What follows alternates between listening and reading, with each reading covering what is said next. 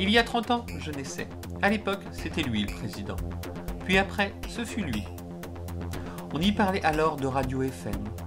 On parlait aussi de la fin de la censure. À la télé, je regardais elle. Puis elle aussi. C'était l'époque de l'égalité des chances, du respect de l'autre. Mes parents m'offraient le dernier Tintin qui sortait.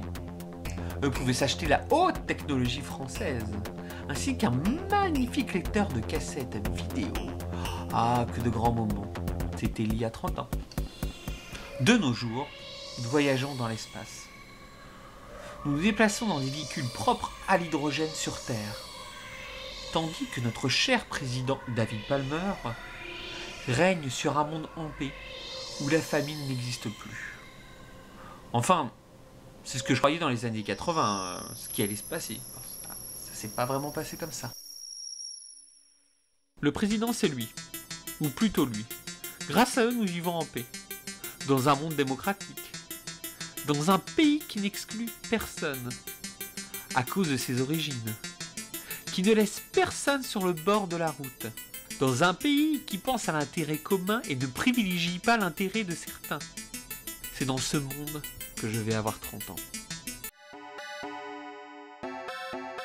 Pour le président, tous les problèmes venaient des hippies, et de leur mai 68, de leur culture de dévergondés, et de leur politique progressiste, qui nous avait éloignés de la valeur travail. Pour nous le prouver, le président demanda aux meilleurs journalistes d'investigation français. Ils rapportèrent très vite les images du coupable. Il habitait dans une petite maison en bois quelque part entre la Suède et la France. Quand il vit les caméras, il refusa d'ouvrir. Mais nous connaissions déjà son nom, son surnom. Il s'appelait le Père Noël. Ce vieil hippie offrait des cadeaux à ceux qui avaient de l'argent comme à ceux qui n'en avaient pas, à ceux qui avaient un travail comme à ceux qui étaient au chômage.